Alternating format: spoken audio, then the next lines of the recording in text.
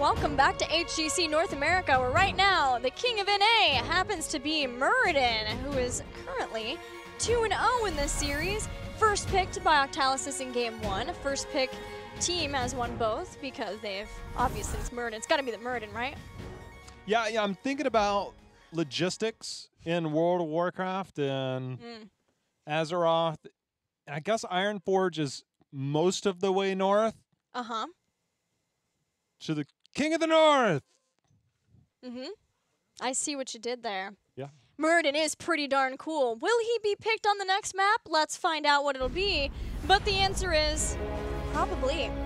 Because we're going to Volskaya Foundry, and self-sustain is a nice thing to have on Volskaya Foundry when you're talking about those control point fights. I'm just trying to figure out what hero Lutano is going to get his hands on this game. Tracer has been banned out both games so far by Octalysis, but Hanzo and Jim Raynor, it's just a matter of what you're willing to deal with. Do we just get all assassin bans? And if not, one of those or both of those heroes is going to come out. That will determine what warriors are picked up. Garrosh into a Hanzo, a Raynor, or a Jaina. It's very difficult for him to move forward, especially if there's a Yrel there. So Johanna, Diablo, Muradin all come to mind. Beyond that, it is slim pickings.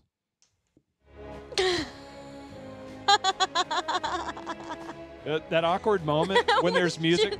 You said slim pickings and it dropped. Drop the beat. Well, you know that moment. No. All I could think about was like that moment when like you're in the car or you're singing something and the music's loud and you hear the music, so you don't really care about how you're singing. But then the music stops. You're like, wait, that's awkward now. You look up and some people next to you are just staring at you. I see that. Never a comfortable feeling. This is Cho'Gall. No, I'm kidding. Before the protector changes, we did see Cho'Gall attempted on this map before. Yeah. I just say that because game 1, we're not going to see it here.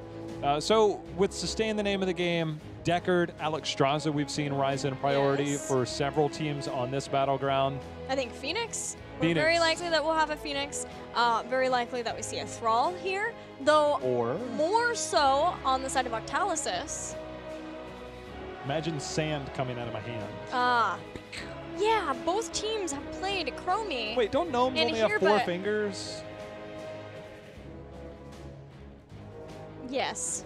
And they're small like mine? Yeah, I could totally see you cosplaying a gnome. Dude, I think it was Gamescom for the the EU regional a couple years ago. Yeah.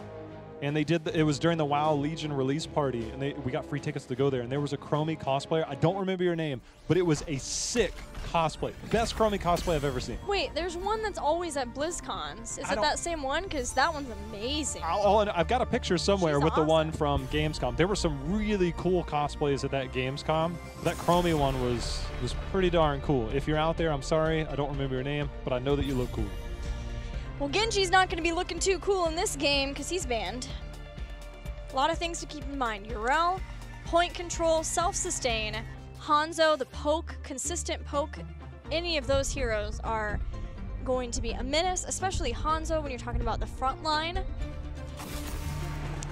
But menaces abound for what heroes Freedom can play and feel comfortable on and look dominant on, and one of those is also Tracer. There's your Phoenix. He will not make it through. So Hanzo and Jim Raynor, one or the other or both will make it through. And if you want one of those as Octalysis, do you run the risk of banning one, hoping they first pick Yrel or Muradin, and then getting the other one for yourself? Octalysis have not really had Hanzo high priority like some of the other teams. Jim Raynor, sustain damage, sustain healing, and frontline control will make it through.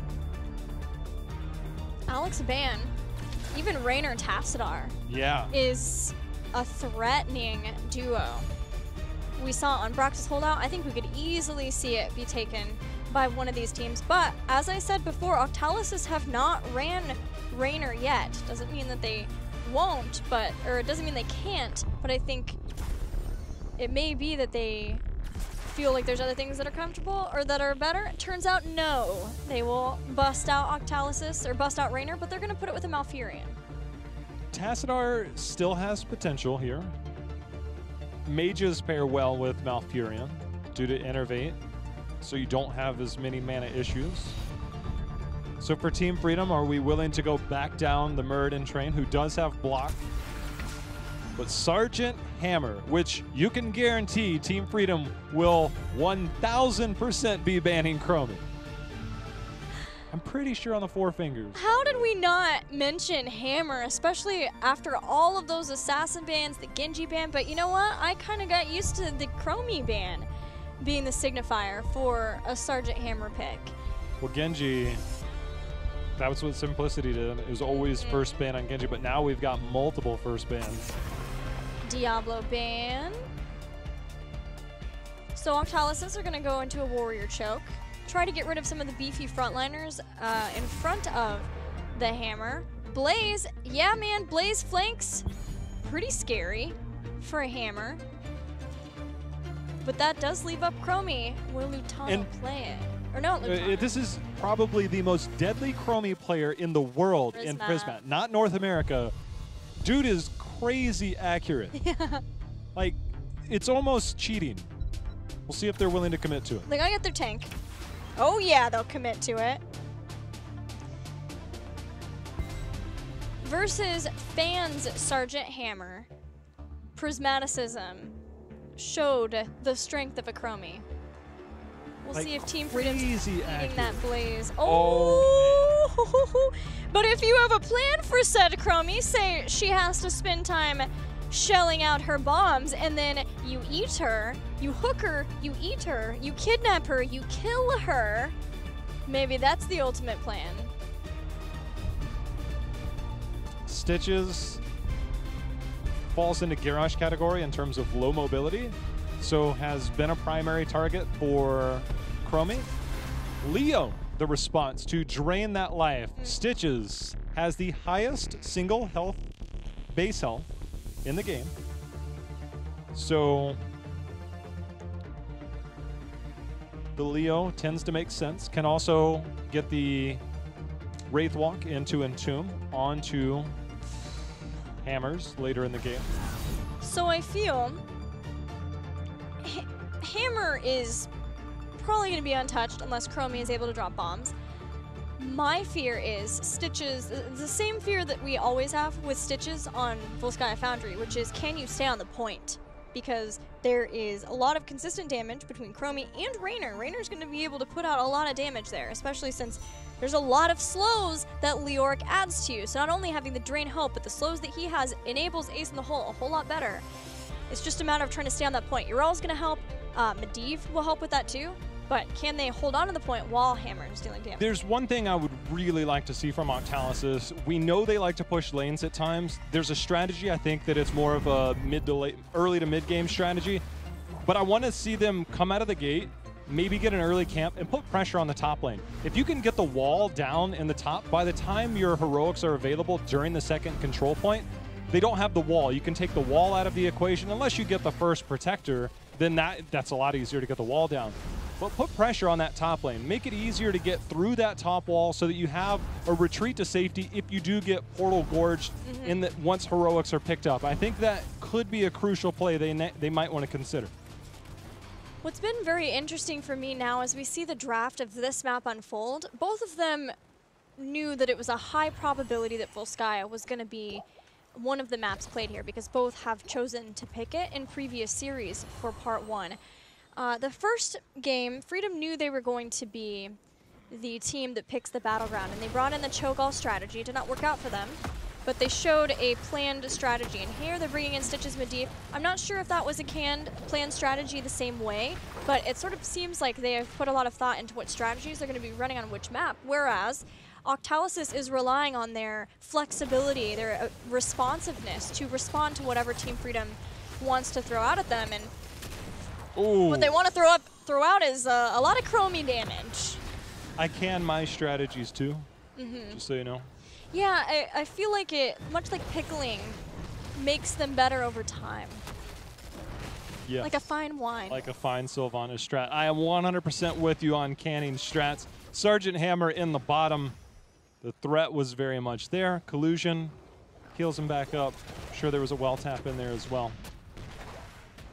Turret camp started for both teams. Time trap and people keeping an eye on the heal camp for the rotation after the fact.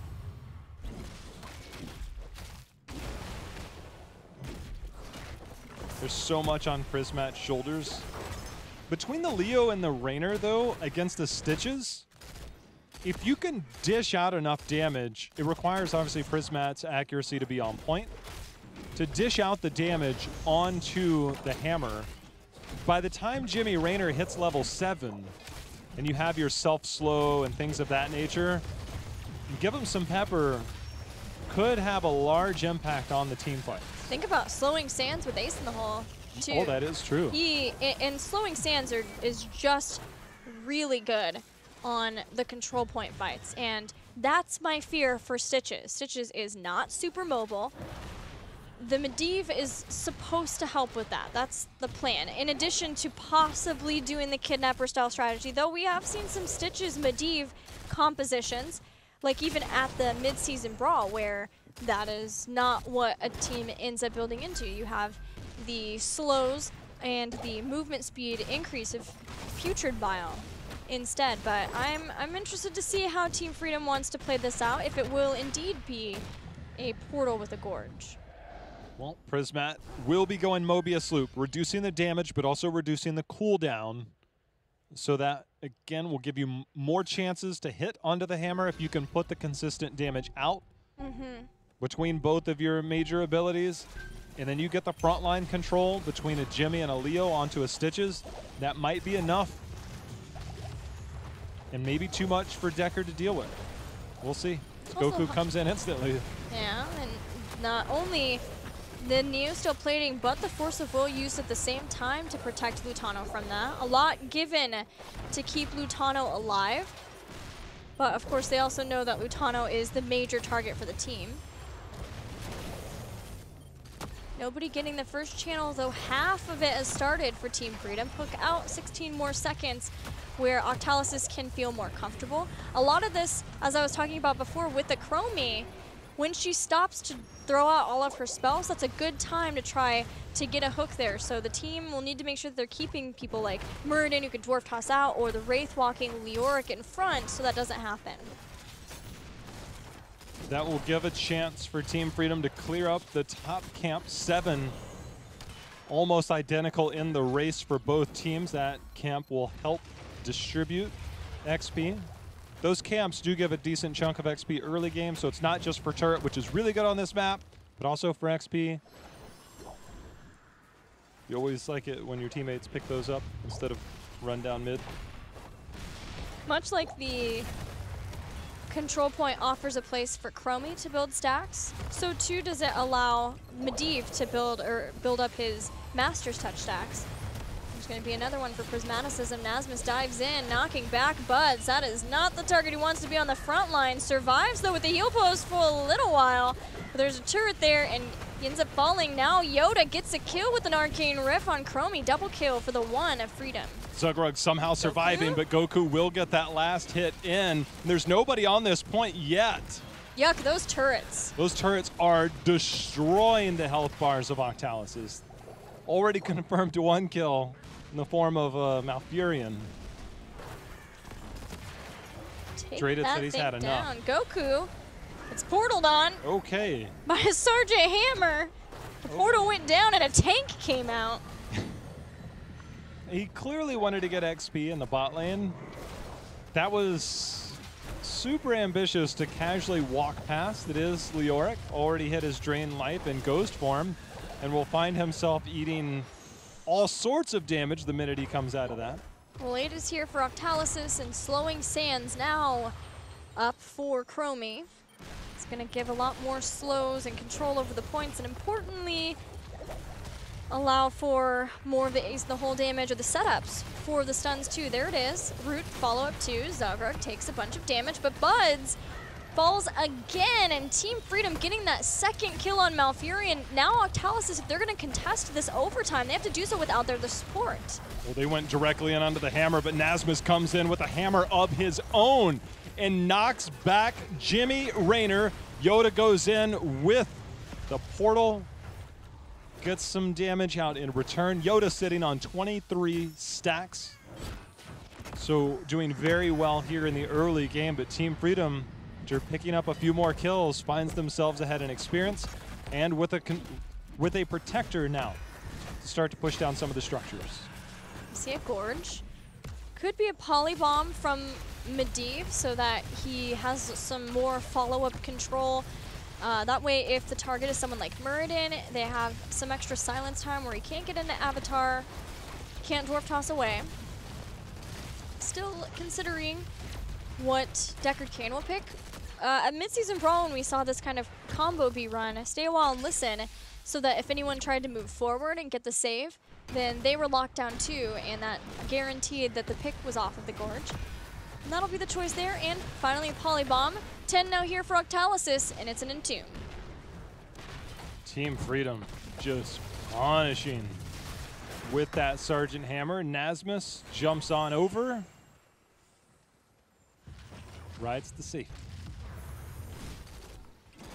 Well, that control point was not copacetic for Team Octalysis. Things could have definitely gone better there, but they're still hanging in, a level behind, haven't lost any forts, though that top took some damage, and there's no well there, and that's... The minions are still doing quite a lot to that, as the rest of the team. There's going to be the Gorge, Muradin behind, Dwarf Toss before the Polybomb that gets him almost out of range. Does he? No, he does not Avatar, not if he's going to be staying a while and listening, finally gets into it. The Dwarf Toss is out. There was some contemplation on whether he would go Haymaker. That will speed up the thought process a little bit. Yes, it will. Saving his life. Probably more than one time from what we'll be seeing from Freedom for the rest of the game. Give Octalysis time to clear out the rest of that heal pulse. They pick that up. Top lane is where Freedom's starting to amass, with the Sergeant Hammer at least. And Deckard Cain too. Likely we'll see Octalysis want to respond to that so that they don't give away the fort for free, because that is going to be where the next control point is. And 13, so close. We'll see if they can engage upon that. Taking down the minions is the first step. Chromie sitting on 40 stacks, 2/3 of the way towards that baseline to have that echo, that clone, also throwing those Sandblast out. There's a stun, but a portal out will keep Lutano safe. Timing of that, first using the Neo Steel plating, and then Force of Will shows that they realized that they had overlapped those earlier and want to make sure that the communication's there. And having Enduring Will now with the cooldown reduction, as long as Force of Will takes a certain amount of damage, that's going to help a lot. It's all about keeping that hammer safe, even having Aegis of Light for Nasmus at level 4, giving the armor there, everything designed for the hammer to shell out comfortably despite having a Chromie on the other side. There's just so much. Prismat, he's trying to run right into a time trap. Prismat surviving. BFG is out. They get the Gorge onto Mouth. The stun's going to lock him down. Nasmus throws a big hammer out. Buds, he's going to be polymorphed and slept. Ba Ba Black Sheep, and that is the tune that he will go to sleep to, and he will be back in 22 seconds. Very frustrating too, because they had just hit 13. He had Ice Block, and if he had had any chance to use it, maybe it would have been different. But barring that, now 10 seconds until Malfurion is back, needing to deal with other lanes is Octalysis. So they're going to give the initial setup on the point to Freedom. Always a welcome sight to a team that has a Sergeant Hammer getting that sieging setup. Octalysis may even be looking just to siege in the bottom lane and give up a lot of that if they can get some of this down. This plays into the strategy I mentioned at the beginning, where you at least have a way out if there is the Hook Gorge later. It's going to net you experience. You're going to give up a lot in the process. Team Freedom, they're not far away from 16. The problem that Octalysis runs into now is even if they go up and contest, Team Freedom can walk away, get experience in all the other lanes, and then come back with a threat of 16 and contest the control point with the talent to your advantage. So if Octalysis is going to do something, they have to get a kill right away. Team Freedom concedes the point. Team Freedom sitting at about 10-15% of the way towards 16. That's when they can make their play back onto this point. Heading over to steal the turret. That mid fort is low, might be the place they want to try to push in. Octalysis doing everything they can, getting another heal pulse. That's a second one. Just any item control they possibly can get for this. And 16, here it is. Team Freedom is playing this perfectly. And Octalysis, they're either going to have to give this up. They've done that. It's kind of a double-edged sword. Yes, you force the rotation out of bottom. Yes, you take the control point. But you also have to give this up unless you want to take a fight at a talent deficit, which it looks like Octalysis might do. But it also buys them time, Octalysis time, to get to 16. And so that's all it really is. It's a matter of, I'll give this, you take that, and it's a give and take. And it's pretty much how both teams are willing to play it. But Octalysis, they find themselves in a fight down in talent tier. Well, they also have a Leoric. So if nothing else, if they lose Leoric here, which they do, then they know that he's going to come back faster. Stitches went through the portal. It's just about making sure they don't lose more. And yes, slowing down Team Freedom as best they can, although this is not a kill that they could afford to lose. She has timeout. She probably she's going to delay this out for a while. But this is going to be a Triglav Protector. And now Chromie is not there to defend versus it, which means she can't get more stacks. It was not nobody wants to be taken out there, but the Leoric loss was okay. Chromie loss this gets a lot harder because she only needs 10 more stacks to be done and can't use it during this crucial time. Well, I think you called it best. The minute Chromie puts down any of her abilities, she is stationary, has a cast channel time, and Zugrug knows that. You called it. It's playing out here for Team Freedom. And now they're establishing almost a 2-level lead. They'll make their way down to the bottom fort. This sets up well for the 20 tier, the bottom lane push, and the third protector, which could potentially end the game with that 20 tier and the bot lane already exposed. Team Freedom, they're like reading a textbook. And they'll get some wall damage in here to race towards 20. This is, if there's a blueprint, Team Freedom, they're reading it, and they're following it to a T. Well, Octalysis are about to get 16. We'll see what version of Freedom that we get here, because there have been times, especially versus LFM, where Freedom were willing to give fights that seemed like the one place where their opponents could get back into the game. And then again, there's a Team Freedom that the minute they get this amount of lead, just hide in base. Rotate around wherever your opponents are not. And in this case, I think the latter, they're so far ahead. They easily can pull back to that old school style of Team Freedom, not give the pre-20 fight, because Octalysis are running out of options. And the other thing is now, as we saw there, Yoda will follow their team around. He will keep vision. Even if you don't want to hide in base, you know exactly where they are. Yoda will follow Murden around because Murden is the initiator. He will follow him around. If Team Freedom fights this, I was going to say, that'd be a little crazy. They might look for Portal Gorge, and that's it. Yeah, just see if they can hook someone out, get the Portal Gorge, get more experience on the road to 20. But not even that. Staying away, keeping an eye on them with Yoda, rotating where they aren't, clearing out minions. The old in-between control points, Volskaya Foundry. It's got to feel even worse for Octalysis.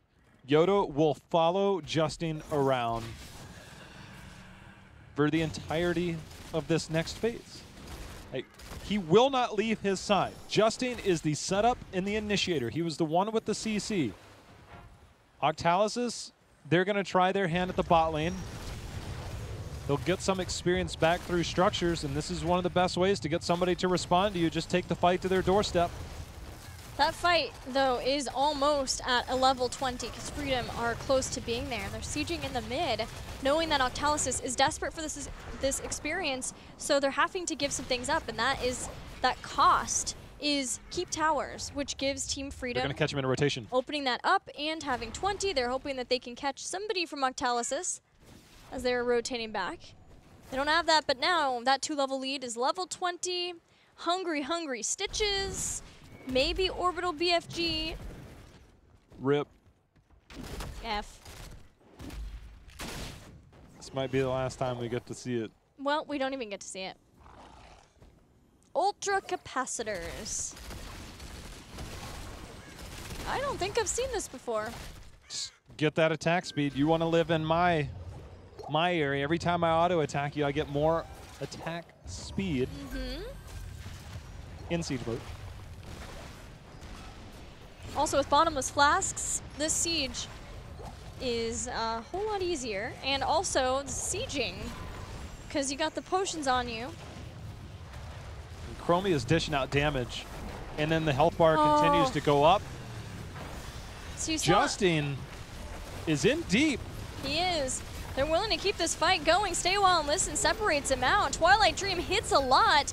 Justin has lived for a long time in the back line of Freedom, despite Stay a While, Listen, and a lot of other things separating the team from each other. Nasmus can't quite make it into the portal. The portal stops, but the Force of Will still there. The Ardent Defender had expired. Almost got the kill. Instead, Leoric will be the one to fall in this instance. I'm amazed that Octalysis kept that as close as they had, given the fact that Entomb missed. The Entomb pickup there to stop Stitches from being able to walk into the portal and take someone as far away. Nasmus just playing keep away. He's like, you can't drain life out of me to get back quicker. I go faster.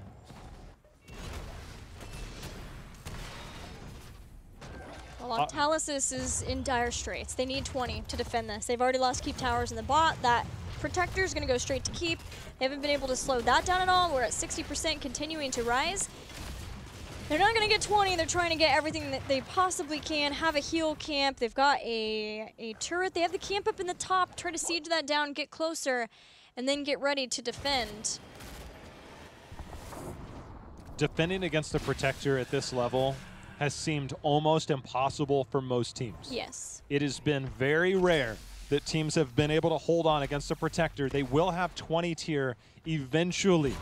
It's very close. The problem is the strength of the Protector alone at this level. There are time traps galore, which will buy you control and area. They do work on the Protector, so there's one. Goku comes in, draining life out of Zugreg. They need to put the damage onto this Protector. Goku continuing to reduce the damage of those backliners. Octalysis trying to hold. They have to get this Protector down. They know the keep is forfeit. It's all about, do they lose the game here? Sergeant Hammer up pretty far. Portal's back out. Trigloff Protector at half health, continuing to go down. Leoric finally falls in the back line. This allows Team Freedom to focus forward, move aggressively in. Without Leoric here, that's a lot of the front line gone. Just Justine, he's diving in. They get the kill. They take out Sergeant Hammer. Protector still on the core as it's 75%, being brought down farther and faster by Team Freedom. It looks like even though Sergeant Hammer has died, Octalysis cannot hold this.